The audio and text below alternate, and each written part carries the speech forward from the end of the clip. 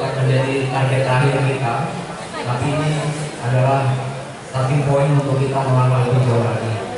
Dan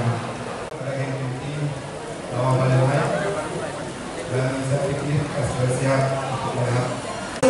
Namanya kita sharing, unjuk masukan ke presiden, unjuk masukan ke manajemen. Kalau berkaitan dengan pemain, dengan teknis, saya akan bicarakan kepada coach. Kalau berkaitan dengan manajemen, saya akan bicarakan kepada direktur. Itu katakan ini untuk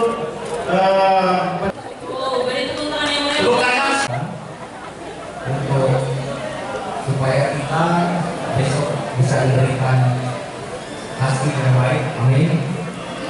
Dan tentu kita bisa menyaksikan untuk kerja selalu kan. Dan kemarin banyak yang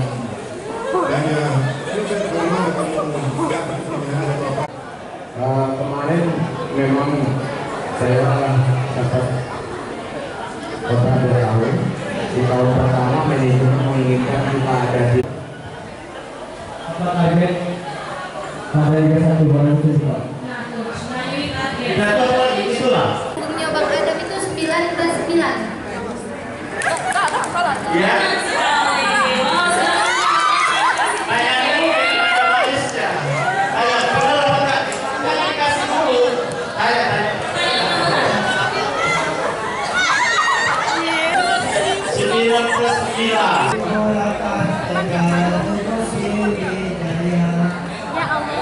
Oke.